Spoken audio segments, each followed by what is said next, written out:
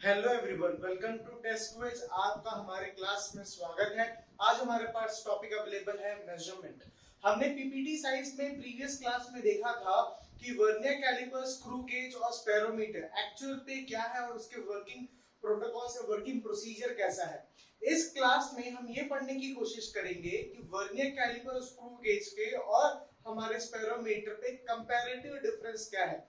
हमेशा याद रखिएगा, किसी भी चीज को अच्छे से डिटेल फॉर्मेट में पढ़ने के लिए एक बेसिक कंसेप्ट का या फंडामेंटल क्लियरेंस कंसेप्ट का बहुत रिक्वायरमेंट होता है। मतलब क्या आप उस पर्टिकुलर ऑब्जेक्ट को या उस पर्टिकुलर इंस्ट्रूमेंट को या उस पर्टिकुलर टूल को अच्छे से पहचानते हैं, उसके बारे में सारे डिफरेंसेस जानते हैं जो उसको दूसरे ऑब्जेक्ट से आपको क्या बनाता है, डिफरेंट बनाता है। अब हमारी इस क्लास में हम ये देखेंगे, आपको जैसे कि डायग्राम क्लियरली विजिबल होगा, ये आपके स्पेरोमीटर का डायग्राम है और ये आपके वर्नियर कैलिपर का डायग्राम है। तो देखिए, दोनों के दोनों इंस्ट्रूमेंट आपके स्कूल लैब में, फिजिक्स लैब में अवेलेबल होंगे। आप इसको देखेंगे और इसको समझने की कोशिश करेंगे कि ये दोनों का मेन पर्पस क्या है। तो मैं आपको क्लियरली एक चीज डिफाइन कर दूं, दोनों ही डिवाइसेस, चाहे स्पेरोमीटर की बात करें, चाहे स्क्रू गेज की बात करें, चाहे वर्नियर कैलिपर की बात करें, ये तीनों डिवाइसेस आपके फिजिक्स लैब में अवेलेबल होंगे। आप जो यूज करेंगे, ये तीनों डिवाइसेस का एक मेन रोल ये होता है कि एकदम एक्यूरेट और एकदम प्रिसाइज रीडिंग आपको प्रोवाइड करता है। कहने का मतलब क्या होता है एक्यूरेट और प्रिसाइज रीडिंग? मतलब जैसे कि मान लीजिए आपके पास एक नॉर्मल स्केल अवेलेबल है। नॉर्मल स्केल पे आप क्या मेजर कर सकते हैं? या तो आप लाइन ड्रॉ कर सकते हैं, या तो आप किसी 15 सेंटीमीटर, 30 सेंटीमीटर या मैक्सिमम 60 सेंटीमीटर तक के रेंज को आप मेजर करके बता सकते हैं कि 60 सेंटीमीटर है। अगर मैं आपको एक ऑब्जेक्ट दूं, जो ऑब्जेक्ट आपके किस फॉर्म पे है, सिलेंड्रिकल फॉर्म पे है, क्या आप उस पर्टिकुलर सिलेंड्रिकल ऑब्जेक्ट को मेजर करके बता सकते हैं उसका इनर डायमीटर कितना है उस स्केल से? नहीं।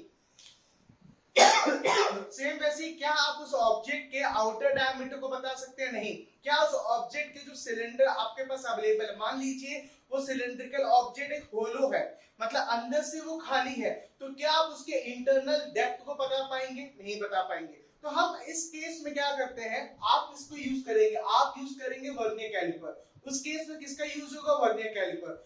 वर्नियर कैलिपर जो इन्वेंट किए थे, साइंटिस्ट का नाम भी जानना बहुत जरूरी, उनका नाम है पेरी वर्नियर। क्या नाम है उनका? Pierre Vernier. और किस मतलब ईयर पे ये स्टार्ट हुआ था? ये स्टार्ट हुआ था 1969 पे।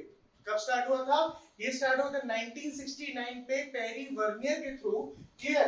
अब ये बात क्या आती है वर्नियर कैलिपर पे? वर्नियर कैलिपर का एक बार थोड़ा ध्यान से देखिएगा कि किसको डील कर रहा है और ये कैसे डील कर रहा है। सबसे पहले आपके पास अवेलेबल है दो जॉस। यहाँ पर एक ये आपके पास अवेलेबल है, ये आपके आउटर जॉस है, जो आपके किसके यूज करेंगे, मेजर करने के लिए यूज करेंगे किसी भी ऑब्जेक्ट का, किसी भी सिलेंड्रिकल ऑब्जेक्ट का, चाहे वो आपके टेनिस का बॉल हो, चाहे आपका वाटर बॉटल हो, या कोई सिलेंड्रिकल ऑब्जेक्ट हो।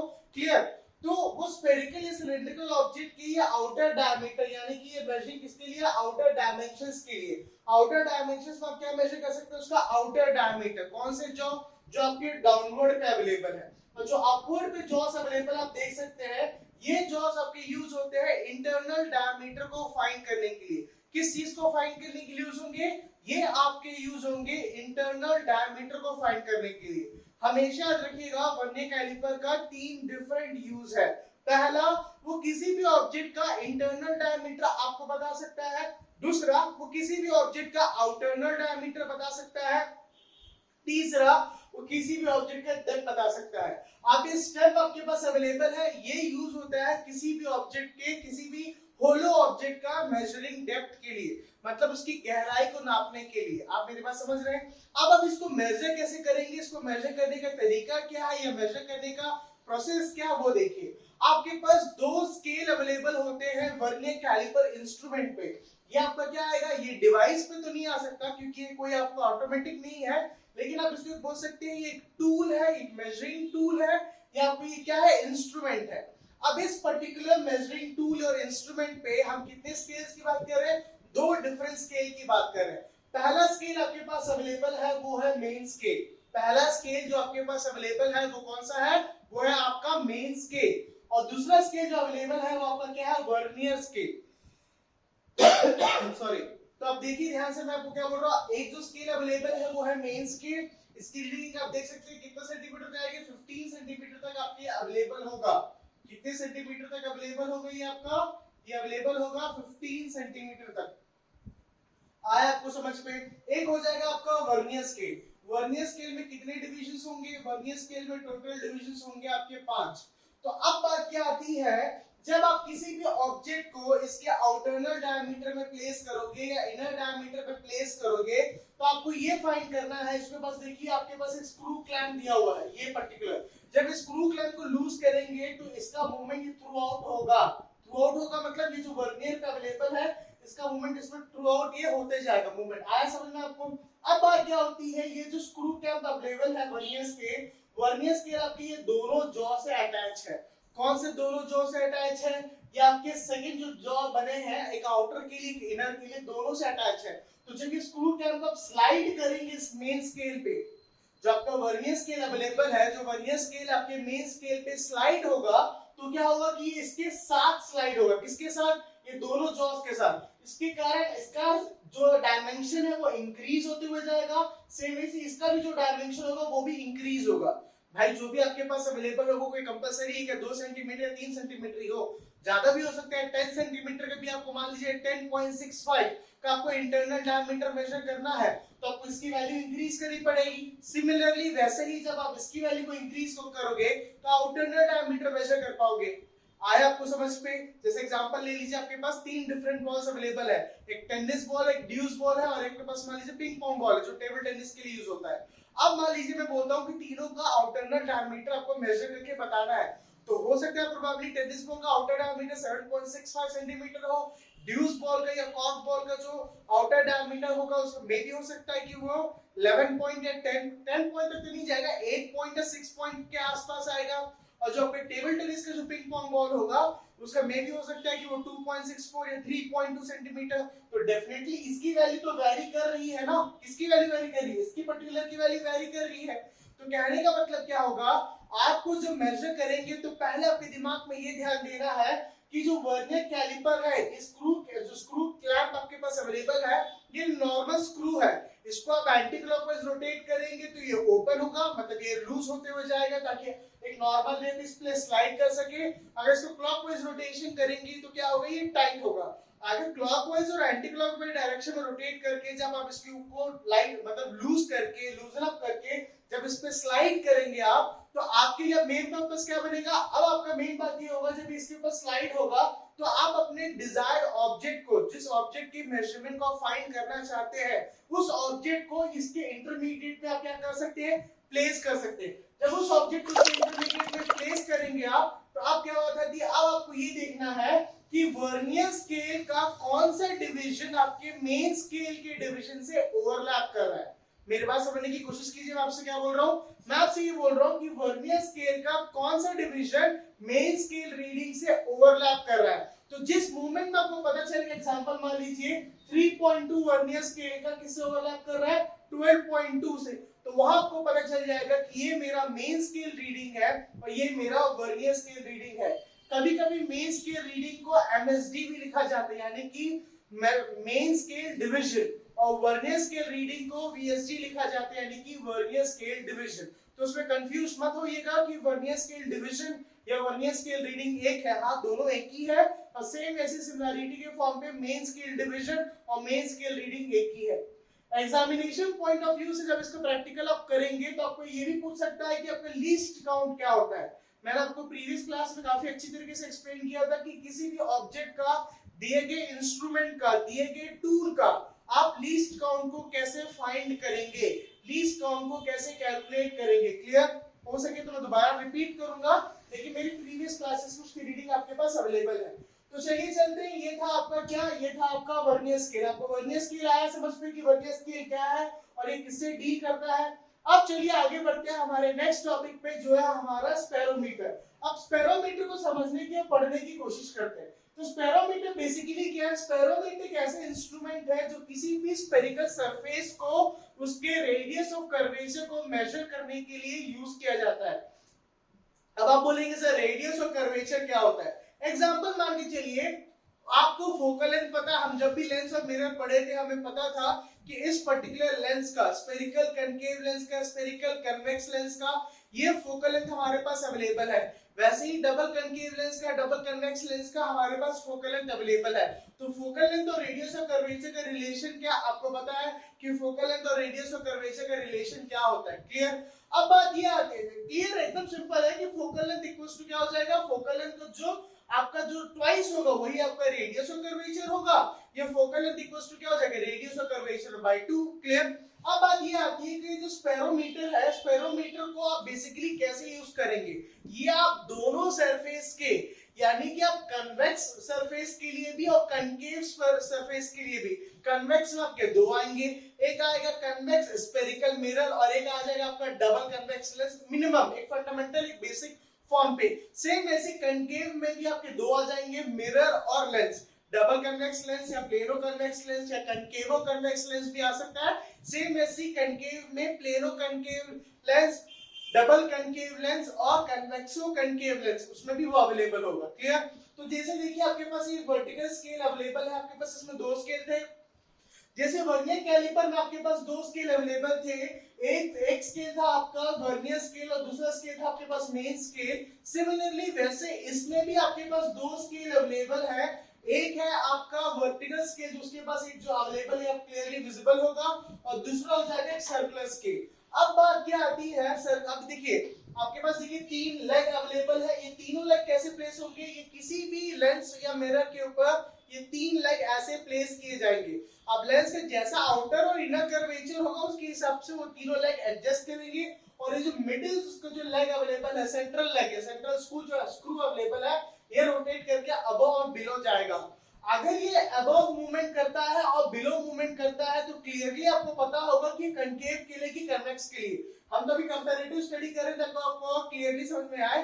तो हमने देखिए जैसे पढ़ा था क्लियरली, अगर ये स्क्रू का मूवमेंट, अगर इस पर्टिकुलर स्क्रू का मूवमेंट आप अबव करते हैं, आपके पास एक स्क्रू हेड भी अवेलेबल है जिसके थ्रू इसको आप अबव बिलो करेंगे, अगर ये पर्टिकुलर स्क्रू का मूवमेंट आप अबव मूवमेंट में करते हैं तो किसके लिए होगा, ये कन्वेक्स के लिए होगा। क्लियर? देखिए हमने लिखा है यहाँ पर clearly reading for convex surface, मैंने क्लियर आपको सरफेस करके लिखा है। सरफेस कहने का मतलब क्या होगा, सरफेस कहने का मतलब जो भी चीज जो कन्वेक्स पे इंक्लूड होती हो, तो कन्वेक्स में क्या इंक्लूड होगा, या तो आपका मिरर इंक्लूड होगा या तो आपका लेंस इंक्लूड होगा। तो लेंस में भी तीनों आ जाएंगे, प्लेनो, डबल और आपका कनकेवो कन्वेक्स। अब बात क्या आती है, अगर ये बिलो पे जाएगा यानी कि रीडिंग ऑफ कनकेव सरफेस पे जाएगा, देखिए कनकेव सरफेस, कनकेव क्या होता है नॉर्मल फॉर्म में बोला जाए, अगर मिरर्स की बात किया जाए तो कनकेव पे वो इनर रिफ्लेक्शन होता है, आउटर कोटिंग होता है, तो डेफिनेटली वो थोड़ा डेप्थ पे जाएगा। मतलब स्क्रू को ये जो आपके पास अवेलेबल है सेंट्रल लेग, इसको डाउनवर्ड मूवमेंट करना पड़ेगा। आया आपको समझ पे?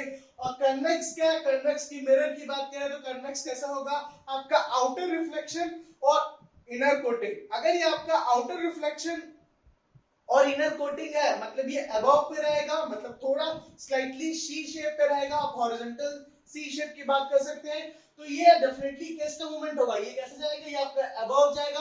अगर ये अबव जा रहा है तो किसके लिए होगा, कन्वेक्स के लिए, जो रीडिंग हो चुके जीरो, इसके लिए पार्टीशन अवेलेबल है, जो जीरो पार्टीशन करके आपको बताएगा।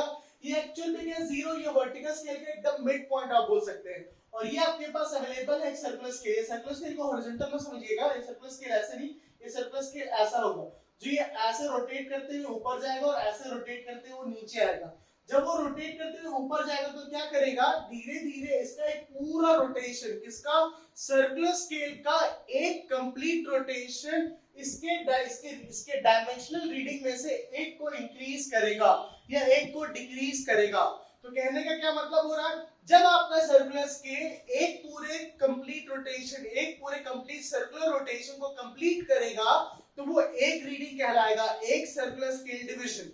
वैसे ही आपका जब सर्कुलर स्केल जैसे चाहे वो अबव लेके जाए, चाहे वो सर्कुलर स्केल कहां लेके जाए, बिलो लेके जाए, बस एक चीज को याद रखिएगा ध्यान से, एकदम बेसिक चीज, कि हमें कन्वेक्स कहां यूज करना है और कनकेव कहां यूज करना है। एग्जामिनेशन पॉइंट ऑफ व्यू में क्या होता है, जब प्रैक्टिकल आप परफॉर्म करते हैं या रीडिंग्स उसके लिए नोट करते हैं तो उस पॉइंट ऑफ व्यू से क्या होता है, कभी कभी हम इसमें कंफ्यूजन पे गलत बोल जाते हैं वाइवा पे, और वाइवा पे गलत बोलने से आपको पता है कि आपके मार्क्स रिड्यूस होने या सामने वाले पे गलत इंप्रेशन पड़ना, वो सारे चांसेस आपके पास होते हैं। तो एकदम बेसिक समझ जाइए, अगर आपसे वो पूछता है कि क्या रीजन है कि हम अबव रीडिंग को इस जीरो के वर्टिकल स्केल के जीरो के अबव रीडिंग को कन्वेक्स में यूज करते हैं, और आपके पास ऐसा क्या रीजन है कि इस वर्टिकल स्केल के जीरो के बिलो को हम किसके लिए यूज करते हैं, कनकेव के लिए यूज करते हैं। तो रीजन क्या है? अब आप रीजन बोलेंगे कि सर बात ये है, आप सिंपल देखिए, एक डबल आप कोई भी एग्जांपल ले सकते हैं, मिरर का भी एग्जांपल ले सकते हैं या आप लेंस का भी एग्जांपल ले सकते हैं। अगर आप मिरर के एग्जांपल लेके चल रहे हैं तो देखिए इसमें क्या आएगा, मिरर पे देखिए आप बताइएगा कि सर कन्वेक्स मिरर जो होता है, स्फेरिकल कन्वेक्स मिरर, वो आपका आउटर रिफ्लेक्शन होता है और इनर कोटिंग होता है। तो डेफिनेटली वो जो होगा वो थोड़ा ऐसे अपवर्ड फॉर्म पे होगा, मतलब थोड़ा वो जो बेंड होगा वो अबव साइड बेंड होगा। अगर अबव साइड बेंड होगा तो डेफिनेटली जब आप स्क्रू को प्लेस जब आप लेंस को मिरर को प्लेस करेंगे तो मिरर अबव साइड बनेगा, तो वो स्क्रू अंदर की तरफ जाएगा, मतलब ऊपर की तरफ जाएगा। आपको ऐसा समझ में, जब स्क्रू आपका अबव डायरेक्शन की तरफ जाएगा, मतलब आप किसके मेजरमेंट की बात कर रहे हैं, आप बात कर रहे हैं कन्वेक्स की। और जब ये स्क्रू आपके बिलो पे जाएगा तो आप किस मेजरमेंट की बात कर रहे हैं, आप बात कर रहे हैं कनकेव की। आया समझ में? इसीलिए मैंने इस रीजन से ही आपको क्या किया था, मैंने ये दोनों टॉपिक को एक ही साथ कंसीडर किया है। मेरे प्रीवियस क्लास में अगर आप देखेंगे तो आप देखिए बात को क्लियरली आपके पास स्पेसिफाई होगा कि जितने भी वीडियोस हमारे पास अवेलेबल है, मतलब जितने भी टॉपिक्स मैंने पढ़ाए हैं, वर्नियर स्केल और स्क्रू गेज और आपके पास पेरोमीटर को, मैंने 3 अलग-अलग क्लास में पढ़ाए हैं। और इस क्लास में दोनों टॉपिक को एक साथ लेने का रीजन ये है ताकि आपको क्लियरली समझ में आए कि वर्नियर कैलिपर का मेन रोल क्या है और स्पेरोमीटर का मेन रोल क्या है। एक और क्लास मैं आपसे लूंगा जिसमें आपको तीनों के मतलब वर्नियर कैलिपर का भी, स्क्रू गेज का भी और स्पेरोमीटर का भी एक साथ मैं आपको कैलकुलेशन का डिफरेंस बताऊंगा, क्योंकि हमें एग्जाम में क्या होता है, ऑब्जर्वेशन टेबल और कैलकुलेशन जब हम उसको बनाते हैं, सॉल्व करते हैं, तो हमें बहुत सारी दिक्कतें आती हैं कि कैलकुलेशन में कैसे स्टार्ट करेंगे, कैसे लीस्ट काउंट निकालेंगे, स्पेरोमीटर का क्या लीस्ट काउंट निकलेगा तो कैसे निकलेगा, वर्नियर कैलिपर का लीस्ट काउंट निकलेगा तो कैसे कैलकुलेट किया जाएगा, स्क्रू गेज का लीस्ट काउंट कैलकुलेट किया जाएगा, कैसे कैलकुलेट किया जाएगा। आया आपको समझ पे? तो मेन बात यही थी हमारी क्लास को कवर करने के लिए कि स्पेरोमीटर किसको डील करेगा और वर्नियर स्केल किसको डील करेगा। एक बार मैं तुरंत आपको रिकॉल कर देता हूं कि दोनों पे आपके क्या-क्या इसमें लेवल और लेबलिंग की जाएगी। तो आपके पास वर्नियर कैलिपर पे क्या आ जाएगा, सबसे पहले जॉस आपके पास अवेलेबल होंगे।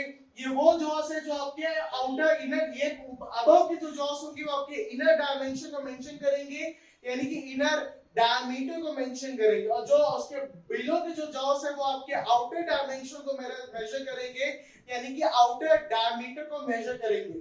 उसके पास इसमें दो स्केल अवेलेबल होगा, एक होगा आपका मेन स्केल और दूसरा होगा आपका वर्नियर स्केल। वर्नियर स्केल और मेन स्केल में क्या है, मेन जैसे आपका डिवाइस का साइज और शेप होगा, अगर मान लीजिए रेगुलर यूनिफॉर्म शेप पे है तो एक सिलिंड्रिकल के फॉर्म पे है, तो हम क्या बोल रहे हैं कि जो इसका वर्नियर स्केल है इसके मेन स्केल के ऊपर क्या करेगा, स्लाइड करेगा। जब इसका वर्नियर स्केल मेन स्केल के ऊपर स्लाइड करेगा तो कहने का क्या मतलब होगा, आप रीडिंग को नोट कर सकते हैं ये देख के कि कौन सा रीडिंग किस रीडिंग से ओवरलैप कर रहा है, मतलब जो आपका वर्नियर स्केल है, वर्नियर स्केल का कौन सा रीडिंग आपके मेन स्केल रीडिंग से क्या कर रहा है, ओवरलैप कर रहा है। अब आपके पास सेकंड में क्या आ गया, हमारे पास स्पेरोमीटर आ गया। तो स्पेरोमीटर में क्या था, जैसे वर्नियर कैलिपर में हमारे पास मेन स्केल और वर्नियर स्केल अवेलेबल था, वैसे ही हमारे पास स्पेरोमीटर पे भी दो स्केल अवेलेबल है, एक आपका सर्कुलर स्केल अवेलेबल है, एक आपका वर्टिकल स्केल अवेलेबल है। सर्कुलर स्केल को कैसे किया गया है, एक उसको सेंट्रल लेग से रखा गया है ताकि वो किसी भी मिरर या लेंस के मिड पॉइंट को पॉइंट करे। अगर वो डाउनवर्ड जाता है तो वो कनकेव होगा, अगर वो अपवर्ड जाएगा तो क्या होगा, कन्वेक्स होगा। सीधे सीधे कहने का मतलब अपवर्ड डाउनवर्ड मतलब जब स्क्रू को आप लूज करेंगे या टाइट करेंगे स्क्रू को, तो लूज और टाइट करते समय ये जो उसके पास स्क्रू अवेलेबल है इसका भी मूवमेंट सर्कुलर स्केल के साथ अबव या सर्कुलर स्केल के साथ बिलो जाएगा। अगर इसका मूवमेंट अगर सर्कुलर स्केल के साथ अबव और बिलो जाता है तो आप किसके रीडिंग को फाइंड कर सकते हैं, अबव कन्वेक्स का होगा, बिलो कनकेव का होगा। अच्छे से याद रखिए एग्जामिनेशन पॉइंट ऑफ व्यू से अबव और बिलो आपका कैसे होगा। आपका अबव क्या है, हमेशा रखिएगा अबव कन्वेक्स के लिए, क्योंकि कन्वेक्स मिरर जो आपके पास अवेलेबल है वो आपका आउटर रिफ्लेक्शन है, इनर कोटिंग है, और बिलो कनकेव के लिए इसलिए होगा क्योंकि कनकेव का इनर रिफ्लेक्शन और आउटर कोटिंग, हम मिरर की बात कर रहे हैं। अगर आप लेंस की भी बात करें तो लेंस के देखिएगा कन्वेक्स लेंस जो होगा वो आपका बर्स्ट आउटवर्ड होगा, मतलब मिडिल से वो थिक होगा और कॉर्नर एजेस से वो थिन होगा। लेकिन कनकेव क्या होगा, वो मिडिल से थिन होगा और एजेस से और आउटर से क्या हो जाएगा, वो थिक हो जाएगा। तो आपके पास कितने लेग अवेलेबल होंगे, इसके 3 लेग होंगे, ए बी सी या 1 2 3 आप मेंशन कर सकते हैं। एक सेंट्रल लेग अवेलेबल है, एक स्क्रू हेड अवेलेबल है और आपके पास एक वर्टिकल स्केल अवेलेबल है जिसको आप मेंशन कर सकते हैं, ये 0। स्टार्टिंग में हमेशा देखिएगा जब आप एक्सपेरिमेंट को परफॉर्म करेंगे और आपका एग्जामिनर या ऑब्जर्वर जो भी आपके पास अवेलेबल होगा, जो प्रैक्टिकल पे आपको आके एग्जामिन करेगा, वो ये जरूर ध्यान देगा कि आप एक्सपेरिमेंट करने से पहले क्या देख रहे हैं। एक्सपेरिमेंट करने से पहले जरूर चेक कीजिएगा कि ये जो इसका जो आपका सर्कुलर स्केल है, क्या ये सीधा सीधा आपके जीरो को पॉइंट कर रहा है कि नहीं, मतलब जीरो पॉइंट में क्लियरली आपके पास आ रहा है कि नहीं, सबसे ज्यादा इंपॉर्टेंट है, ये चीज को ध्यान दीजिएगा। Clear? Thank you so much class, हमारी क्लास में जुड़ने के लिए। फिर नेक्स्ट क्लास में आपसे मुलाकात होगी एक नए टॉपिक के साथ। मेजरमेंट के बाद एक नया टॉपिक हमारे पास अवेलेबल हो जाएगा। तब तक हमारे चैनल पे जुड़े रहिए, आप हमारे सारे वीडियोस को देखिए, समझने की कोशिश कीजिए। Thank you so much class, हमारे क्लास में जुड़ने के लिए। Stay blessed.